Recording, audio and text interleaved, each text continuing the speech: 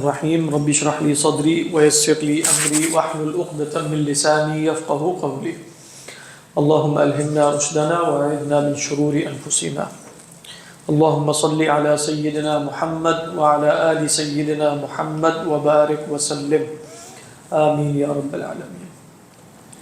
حضرات ہم پہنچ چکے ہیں سورہ آل عمران کی آیت نمبر 4 من قبل، تو تفسیر بیضاوی ہی میں سے ہم پڑھیں گے۔ فرمایا اللہ سبحانہ و تعالیٰ نے من قبل، تو قبلو کے بعد چونکہ مضاف محذوف ہے تو انہوں نے وضاحت کر دی امام بیضاوی نے کہ من قبل تنزیل القرآن، کہ قرآن مجید کے نزول سے پہلے، ہدی للناس، یہ تورات اور انجیل بھی لوگوں کے لیے ہدایت تھی۔ اب وہ فرماتے ہیں الناس یا عموم ہوگا یا خصوص ہوگا۔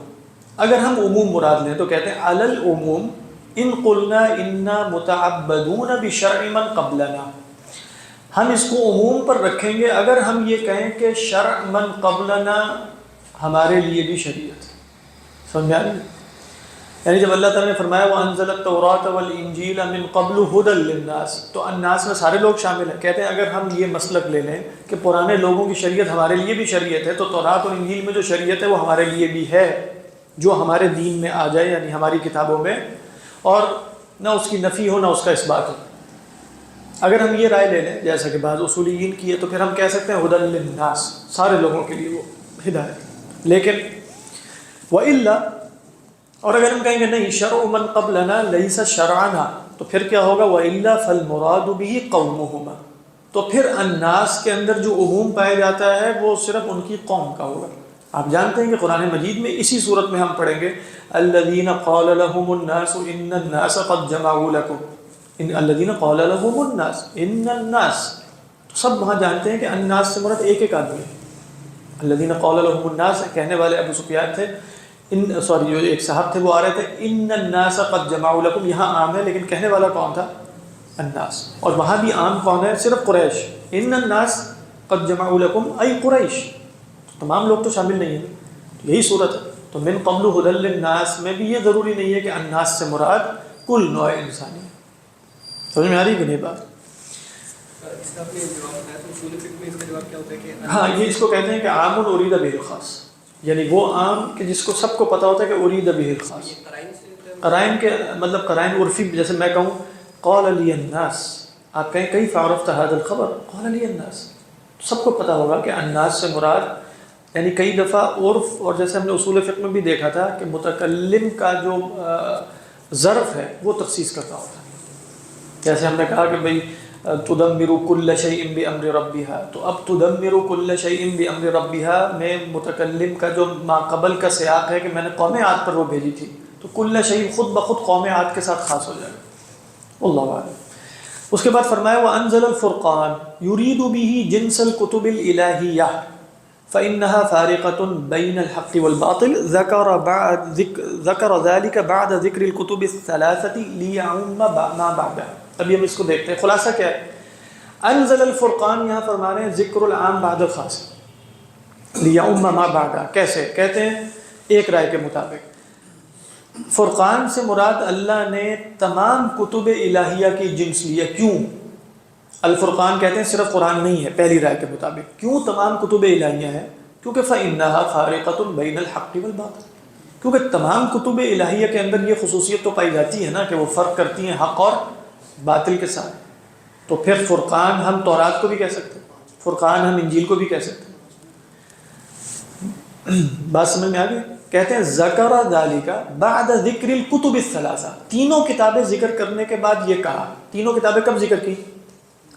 نزل علیک الکتاب بالحق، اس کے بعد وانزل التوراۃ والانجیل، تینوں کتابیں ذکر لیعم ما بعدها، تاکہ جو ان تین کے بعد ہے نا، ان کے سوا، ما بعدها سے مراد ما دونہ، ان سب کو بھی عام کر دے۔ یعنی یہ نہ کہا جائے کہ بھئی اللہ تعالیٰ نے یہ تین نہیں، وَأَنزَلَ الْفُرْقَانَ أَنزَلَ جِنْسَ الْكُتُبِ الْإِلَٰهِيَّةِ كُلَّ الْكُتُبِ الْإِلَٰهِيَّةِ الَّتِي مِنْ شَأْنِهَا وَمِنْ صِفَتِهَا أَنَّهَا تُفَرِّقُ بَيْنَ الْحَقِّ وَالْبَاطِلِ۔ تو یہ کیا کہیں گے؟ ذکر العام بعد الخاص۔ تو خاص عام کے اندر ہوتا ہے کہ نہیں؟ ہاں، خاص عام کے اندر ہوتا ہے، تو لہذا اگر کوئی صفت عام کی ہے، وہ فرقان کی ہے، تو وہ تمام خصوص کی ہوگی۔ بات واضح ہے کہ نہیں؟ یعنی اگر آپ کہیں، اگر آپ بتائیں الرجال، الرجال، اور ان کی کوئی صفت بیان کرتے ہیں اور الف لام للاستغراق لے رہے ہو، تو ہر رجل کی صفت ثابت ہو جائے گی نا. تو جب آپ جنس کے لیے ثابت کر دیتے ہیں تو ہر ایک کے لیے ہو جائے گی. تو کہا انزل الفرقان، ایک رائے یہ. دوسری رائے، اچھا یہ تو ابھی پہلی بات ہے، کأنہ قال، گویا کہ اللہ نے یہ کہا ہے کہ وَأَنزَلَ سَائِرَ مَا يُفَرِّقُ بِهِ بَيْنَ الْحَقِّ وَالْبَاطِلِ، کہ اللہ نے وہ سب کچھ اتارا ہے، سب کتابیں اتاری ہیں جو حق اور باطل کے درمیان کیا کرتی ہیں؟ فرق کرتی ہیں. او الزبور، یا دوسری رائے کیا ہوگی کہ انزل الفرقان، 4 کتابیں ہم کہتے ہیں تو بھئی 3 تو ہمیں پتہ چل گئی، چوتھی سے مراد زبور لے لیں، الفرقان سے کیا لے لیا جائے؟ زبور. اور تیسری رائے کیا ہے؟ او القرآن، کہ یہاں پھر قرآن مجید مراد ہے. اب سوال یہ ہوگا کہ قرآن کا تو پہلے بھی ذکر آ چکا ہے، تو کیا کہتے ہیں؟ وَكَرَّرَ ذِكْرَهُ بِمَا هُوَ نَعْتٌ لَهُ مَدْحًا وَتَعْظِيمًا وَإِظْهَارًا لِفَضْلِهِ مِنْ حَيْثُ إِنَّهُ يُشَارِكُهُمَا فِي كَوْنِهِ وَحْيًا مُنَزَّلًا وَيَتَمَيَّزُ بِأَنَّهُ مُعْجِزٌ يُفَرِّقُ بَيْنَ الْمُحِقِّ وَالْمُبْطِلِ أَوِ الْمُعْجِزَاتِ. غور کیجیے، کہہ رہے ہیں اگر آپ یہاں مراد قرآن لیتے ہیں تو پھر دوبارہ ذکر کیوں کیا؟ تو کہہ رہے ہیں کررا ذکرہ، اس کا ذکر مکرر کیا، کس شے کے ساتھ؟ بما ہوا نعت لہ، اس کی صفت ذکر کر کے. پہلے تو کہا تھا نا الکتاب، الکتاب گویا اس کتاب کا اسم علم کے طور پہ، اب کیا ذکر کیا جا رہا ہے؟ اس کا صفاتی نام. کیوں؟ مدحن، اس کی مدح کے لیے، و تعظیماً، اس کی تعظیم کے لیے، اور اظہاراً لفضلہ، اس کے فضل کے اظہار کے لیے. کس حیثیت سے؟ فضل کا اظہار کس حیثیت میں ہے؟ اگر فضل کا اظہار اس حیثیت میں ہے کہ بھئی وہ حق اور باطل کے درمیان فرق کرتا ہے تو وہ تو توال بھی کرتی ہے. جب آپ کہتے ہیں فضیلت تو آپ کو حیثیت بیان کرنی پڑے گی نا. تو کیا فرماتا ہے؟ من حیث انہ یشارکہما فی کونہ وحیا منزلا، اس حیثیت میں تو یہ باقی کتابوں کے ساتھ شریک ہے کہ یہ وحی منزل ہے، ٹھیک ہے. ویتمیز، لیکن ایک شے اس کے اندر ممتاز ہے، بِأَنَّهُ مُعْجِزٌ، یہ معجز بھی ہے. یہ فرق تو ہو گیا نا فرقان. یعنی وہ گویا کہنا چاہ رہے تورات تھی اللہ کی طرف سے، لیکن کیا تورات فی نفسی معجز تھی یا حضرت موسیٰ کا معجزہ تورات کے سوا کوئی تھا؟ سوا تھا. اسی طرح حضرت عیسیٰ کا سوا تھا اور انبیاء کا. قرآن مجید کے اندر خاصیت یہ ہے کہ یہ ممتاز ہے اس حیثیت سے کہ بِأَنَّهُ مُعْجِزٌ، اس کا لفظ بھی معجز ہے. بات واضح ہے کہ اس لیے اس کے ذریعے تحدی واقع ہوئی ہے. تورات کے ذریعے، انجیل کے ذریعے تحدی واقع نہیں ہوئی. لہذا قرآن کا ذکر خاص طور پہ کیوں کیا؟ وَأَنزَلَ الْفُرْقَانَ كَأَنَّ الْقُرْآنَ فِي نَفْسِهِ مُفَرِّقٌ بَيْنَ الْحَقِّ وَالْبَاطِلِ لِأَنَّهُ ايش؟ لِأَنَّهُ مُعْجِزٌ، کیونکہ یہ کیا ہے؟ معجز. سمجھ میں آ رہی ہے؟ يُفَرِّقُ بَيْنَ الْمُحِقِّ وَالْمُبْطِلِ، محق اور مبطل کے درمیان فرق کرتی ہے. محق اور مبطل کون ہے؟ محق، المحق فی دعوی النبوۃ والمبطل فی دعوی النبوۃ. قرآن مجید خود فرق کرے گا. سمجھ میں آ رہی ہے کہ نہیں؟ کہ یہ دیکھیے اللہ کے رسول صلی اللہ علیہ وسلم تشریف لائے، آپ صلی اللہ علیہ وسلم حق کا دعوی، یعنی آپ کا دعوی نبوت ہے، آپ اس دعوی نبوت میں سچے ہیں یا والعیاذ باللہ آپ جھوٹے ہیں. اس کا فرق کون کرے گا؟ معجزہ. معجزہ کون ہے؟ خود قرآن مجید. یہ باقی انبیاء کے ساتھ نہیں. حضرت موسیٰ آئے، انہوں نے کہا میں اللہ کے رسول ہوں، اللہ کا رسول ہوں. فرعون کہے گا معجزہ دکھاؤ. معجزہ ان کا کوئی اور چیز ہوگی، وہ کتاب نہیں ہوگی. لیکن قرآن مجید کیا ہے؟ وہ کتاب. اس کے بعد فرماتے ہیں اول معجزات، یا پھر فرقان سے مراد معجزات. یعنی دیکھیے کیا آرا ہو گئی. یا فرقان سے مراد کیا ہے؟ باقی ساری کتابیں، جنس الکتب الالہیہ. یا فرقان سے مراد زبور ہے. یا فرقان سے مراد قرآن ہے، اور پھر اس کی وجہ بتا دی لِأَنَّهُ مُعْجِزٌ فِي نَفْسِهِ. یا فرقان سے مراد اللہ کتابوں کے سوا جو معجزات اتارتے ہیں وہ سب کے سب مراد، کیونکہ معجزات کیا کرتے ہیں؟ اب اس میں حضرت موسیٰ کا عصا بھی شامل ہو گیا. وَأَنزَلَ الْفُرْقَانَ. سمجھ میں آ رہی ہے؟ ساری آراء جمع کر دی انہوں نے. کبھی تر رائے اس میں یہ ہے کہ اندر الفرقان سے مراد خود قرآن مجید ہے، زبور نہیں ہے. سمجھ میں آ رہی؟ وہ اختصار کے ساتھ ہو گئی نا سب آراء ذکر. اس کے بعد فرمایا ان الذین کفروا بآیات اللہ من کتبہ المنزلۃ وغیرہا، جو اللہ کی آیات کا انکار کرتے ہیں، چاہے وہ منزل کتاب ہوں یا ان کتابوں کے سوا کوئی آیات ہوں، کیونکہ معجزات بھی تو اللہ کی آیات ہیں. لہم عذاب شدید بسبب کفرہم واللہ عزیز، عزیز کا کیا معنی لیا؟ غالب لا یمنع من التعظیم، کیونکہ ہم نے دیکھا تھا عزت کے اندر ایک معنی ہے منع الوصول، جیسے حضرت امام غزالی نے بیان کیا تھا. یہاں وہ بتا رہے ہیں عزیز ہے کہ جب کہا لہم عذاب شدید، اس کو کوئی نہیں روک سکتا کہ وہ عذاب نہ دے. لا یمنع من التعظیم، سمجھیں؟ یہاں انہوں نے کیا معنی بیان کیا کہ بھئی پچھلی آیت میں چونکہ عذاب کا ذکر ہے تو واللہ عزیز کا مطلب ہوگا غالب ہے، لا احد یستطیع ان یمنعہ من التعظیم، لا یمنع من التعظیم. ذو انتقام لا يقدر على مثله منتقم، کہہ رہے ایک ہے یہ کیا، یہ کس کی طرف اشارہ کریں؟ یہ کیوں نہیں کہا کہ ذو انتقام کا مطلب ہے منتقم، صرف یہ کہہ دیں، بلکہ کیا کہتے ہیں لا يقدر على مثله منتقم، جس کے مثل پر کوئی اور منتقم قادر نہیں. دیکھیں عربی زبان میں یہ بھی کہا جا سکتا ہے نا واللہ عزیز منتقم، یہ تو نہیں کہا، بلکہ کیا کہا واللہ عزیز ذو انتقام. انتقام تو مصدر ہے، انتقام کیا ہے؟ مصدر والا وہی ہے، یعنی ذو انتقام کا مطلب ہے انتقام بس وہی لے سکتا ہے، تو گویا جو انتقام وہ لے سکتا ہے اس پر کوئی اور قادر نہیں ہے. خیر جس انتقام کی بات ہو رہی ہے لا يقدر علیہ او علی مثلہ ای منتقم آخر، سمجھ آ رہی ہے کہ نہیں؟ یہ اس اسلوب کی طرف اشارہ کیا، سمجھ آ رہا ہے فرق آتا؟ ایک ہے نا، ایک ہے فاضل، ایک ہے ذو فضل. کہا کہ ذو فضل جو ہے وہ زیادہ فصیح ہے یا زیادہ قوی ہے اپنے معنی میں بنسبت فاضل کے. فاضل کا مطلب ہے فضل ہے اس کے پاس، ذو فضل کا مطلب ہے گویا مصدر ہی اس کے پاس ذو فضل. جس طرح آپ کہتے ہیں کہ بھئی آپ مصدر کے ذریعے کسی کا نام رکھیں جو مبالغہ اس میں ہے، ایک ہے آپ کا مصدر کی ملکیت اس کے لیے ثابت کرتے ہیں. جیسے اللہ تعالیٰ نے کہا وَإِنَّهُ لَذُو عِلْمٍ، کس کو؟ حضرت یعقوب کو. یہ نہیں کہا کہ وَإِنَّهُ لَعَالِمٌ، کیا فرمایا وَإِنَّهُ لَذُو عِلْمٍ، اس میں زیادہ مبالغہ ہے بنسبت إِنَّهُ لَعَالِمٌ. سمجھ میں آ گیا نا یہ عبارت کیا ہے؟ ذو انتقام لا يقدر على مثله منتقم. وَالنِّقْمَةُ، اب فرماتے ہیں یہ نون قاف میم کا مادہ اس کا مطلب کیا؟ وَالنِّقْمَةُ عقوبۃ المجرم، مجرم کو سزا دینا نقمہ کہلاتی ہے، نون قاف میم. والفعل منہ نقم نقمہ ای بالفتح والکسر، یعنی سمیع اس میں بھی اور نقمہ ینقم بھی آتا ہے. وہو وعید، کہہ رہے ہیں یہ وعید ہے.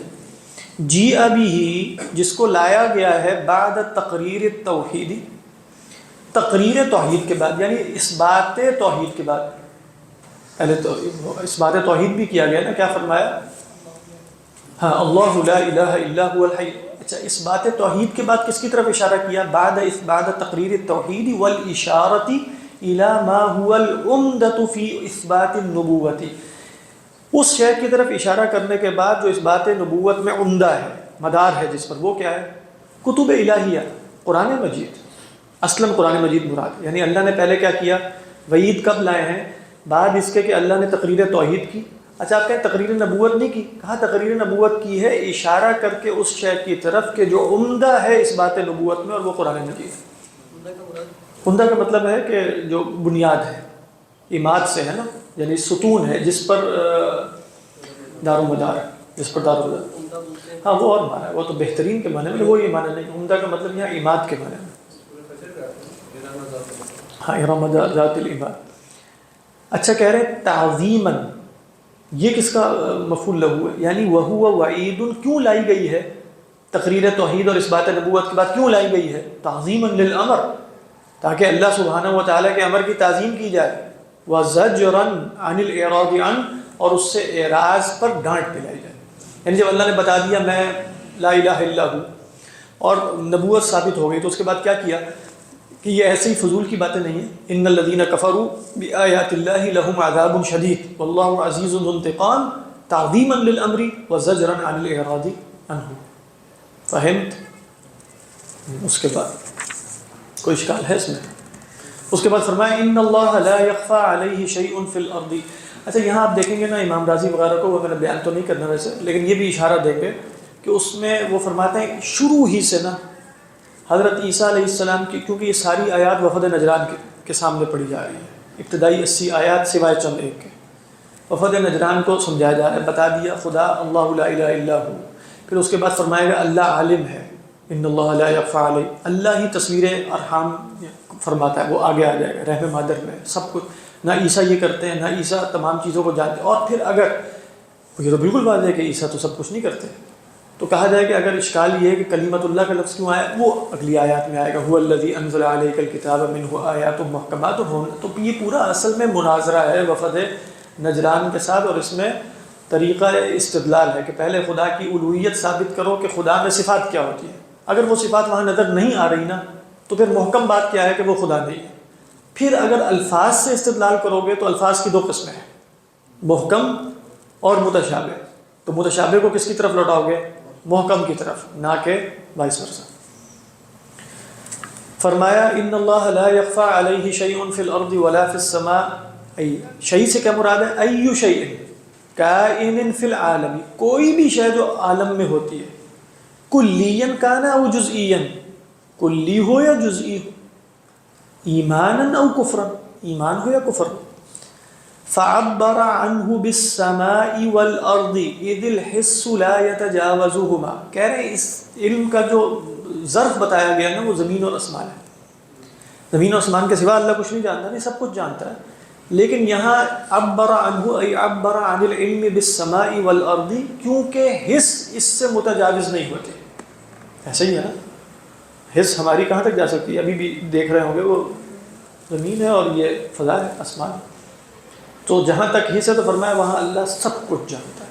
بعض علماء نے کہا کہ نہیں، الارض والسماوات میں کل الموجودات شامل ہیں، کیونکہ کچھ لوگ کہتے ہیں سما کبھی واحد بولا جائے گا تو اس میں السما سے مراد الف لام للجنس ہے، السماوات السبع شامل ہے، کیونکہ اصل میں اشکال یہ ہوا کہ یہاں آ رہا تھا فی الارض ولا فی السماوات، نہیں بلکہ ولا فی السماء، تو اب کہا کہ اچھا سما کے ساتھ کیوں خاص کیا، باقی سماوات کون جانتا ہے؟ وہ بھی اللہ ہی جانتا ہے، لیکن الف لام للجنس لے لیں۔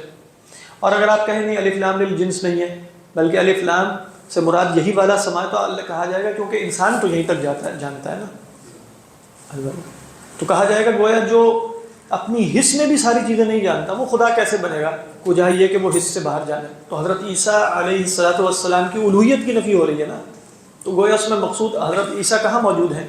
فی الارض، تو فرمایا ان اللہ لا یخفی علیہ شیء فی الارض ولا فی السماء ولکن عیسیٰ یخفی علیہ اشیاء کثیرۃ فی الارض وفی السماء ایضا فہو لیس بإلہ۔ اچھا اس کے بعد سوال یہ کہ عرض کو مقدم کیوں کیا؟ ان اللہ لا یخفی علیہ شیء فی الارض، تو فرمایا وانما قدم الارض ترقیا من الادنی الی الاعلی، عرض کو مقدم اس لیے کیا ہے تاکہ ادنا سے اعلیٰ کی طرف ترقی ہو جائے۔ ادنا کیا ہے؟ الارض والسماء، تو ان اللہ لا یخفی علیہ شیء فی الارض، ادنا الی الانسان کیا ہے؟ الارض، ابعد من الانسان کیا ہے؟ السماء۔ اور ایک اور وجہ بھی ہے، وَلِأَنَّ الْمَقْصُودَ بِالذِّكْرِ مَقْتَرَنَ فِيهَا، کہہ رہے ہیں مقصود ذکر وہ ہے، وہ امور ہیں جو زمین کے ساتھ مقترن ہے۔ کون مثلا؟ مقصود ذکر اصلا حضرت عیسیٰ علیہ السلام ہے۔ این ولد عیسیٰ و این عاش عیسیٰ، هل هو عاش فی السماء ولا عاش فی الارض؟ عاش فی الارض، تو کہہ رہے ہیں چونکہ مقصود ذکر کون ہے؟ مقترن فیہا، فیہا سے مراد کیا ہے؟ بالارض، تو لہذا عرض کو مقدم کیا۔ میرے پاس مقترف فی مختلفہ ہو سکتا ہے، یعنی چونکہ مقصود بالذکر ہے جو زمین میں انسان اعمال کرتا ہے، یعنی مختلف فیہا سے مراد ہے مکتوسب فیہا۔ لیکن اگر آپ یوں کہیں کہ یہاں جیسے آگے خود بتائیں گے یہ کہ حضرت عیسیٰ علیہ السلام کی الوہیت کی نفی ہے، تو حضرت عیسیٰ علیہ السلام این کان مقترنا، کان مقترنا بالارض الیس کذلک، تو یہ بھی آپ کے ہاں کیا ہے؟ مقترنا ہے کہ مختلف؟ ایک طرف ہے یہ آپ کے ہاں، ٹھیک، کوئی بھی ہو سکتا ہے، یعنی پھر آپ اس کو پڑھیں گے بذکر مقترف فیہا، لأن عیسیٰ علیہ السلام فی الارض، ولد فی الارض وعاش فی الارض، تو اصل میں مقصود کیا ہے؟ لا یخفی علیہ شیء فی الارض، الارض التي عاش فیها عیسیٰ علیہ السلام، هو الذی یصورکم فی الارض، وهو كالدلیل علی کونہ حیا، سبحان اللہ۔ اب دیکھیں یہ بھی کیا خوبصورت رب ہے، شروع میں آیا تھا اللہ لا الہ الا هو الحی القیوم، دو صفات آئی تھی، کہ اللہ کے حی ہونے کی دلیل کیا ہے؟ صفت علم، اور اللہ کی صفت قیومیت پہ دلیل آگے آ رہی ہے هو الذی یصورکم فی الارحام کیف یشاء۔ اچھا آپ کہیں صفت علم کیسے دلیل ہے حیات پہ؟ آپ جانتے ہیں کہ صفت حیات کی تعریف یہی ہے کہ ہوا شرط الادراک، ہوا شرط لاثبات الصفات الادراکیہ، یعنی آپ کہیں کہ جو بھی صفت ادراک ہے، عقل، علم، ظن، گمان، جو بھی آپ کہیں وہ حیات کے بغیر ممکن نہیں۔ تو حیات کی دلیل کیا ہے؟ وہ عالم، اور اس کی قیومیت کی دلیل کیا ہے؟ فرمایا وَقَوْلُهُ وَالَّذِي يُصَوِّرُكُمْ فِي الْأَرْحَامِ كَيْفَ يَشَاءُ أَيْ مِنَ الصُّوَرِ الْمُخْتَلِفَةِ كَالدَّلِيلِ عَلَى الْقَيُّومِيَّةِ۔ دیکھیں آگے سمجھ آ رہی؟ فرمایا هو الذي يصوركم في الارحام كيف يشاء اي من الصور المختلفه كالدليل على القيوميه، اللہ کی قیومیت، والاستدلال كالدليل على القيوميه والاستدلال على انه عالم باتقان فعله في خلق الجنين والتصوير، اور اس بات پر بھی دلیل اور استدلال ہے کہ اللہ اپنے فعل کے اتقان سے، اس کو محکم طریقے پر انجام دینے سے واقف ہے۔ کس حالت میں؟ فی خلق الجنین، جنین کو پیدا کرنے میں، وہ تصویری ہی، اور رحم مادر میں اس کی صورت گری کرنے میں۔ صدق اللہ العظیم۔ کل ہم کیا فرمایا الجام العوام پڑھیں گے، تو اگر اس کے بعد 20 منٹ رہے تو پھر ہم یہ والا حاشیہ مزید پڑھ لیں گے، ٹھیک؟ جی جی دیکھیں شروع میں آتا ہے نا الحی القیوم، تو فرماتے ہیں ان اللہ لا یخفی علیہ شیء فی الارض ولا فی السماء۔ یہ صفت علم کا بیان ہوا نا۔ صفت علم کیا صفت حیات کے بغیر پائی جا سکتی ہے؟ نہیں، صفت علم کا مطلب ہے ایک وجود جاننے والا ہو لیکن زندہ نہ ہو، ممکن نہیں۔ تو لہذا صفت علم میں صفت حیات ہو گئی۔ اچھا قیوم کا مطلب ہے کائنات کو تھامے ہوئے ہے، تدبیر وہ کر رہا ہے، اس پر دلیل کیا ہے؟ هو الذي يصوركم في الارحام كيف يشاء۔ تو هو الذي يصوركم في الارحام هذا دليل على انه قيوم، وان الله لا يخفى عليه شيء في الارض ولا في السماء هذا دليل على انه حي، لان العلم مشروط بالحیات، علم مشروط بالحیاء ہے۔ یہ انہوں نے جیسے امام راضی علیہ رحمہ نے بھی کہا، اب یہ امام راضی کی یہ تحقیق انہوں نے نہایت اختصار کے ساتھ بیان کر دی، اس پر دلائل قائم کرتے ہیں یہ کیوں ہے۔ آپ کہیں گے لماذا العلم شرط فی الادراک، بتائیے، وہ امام راضی سے پوچھیں، ٹھیک ہے، وہ بتائیں گے۔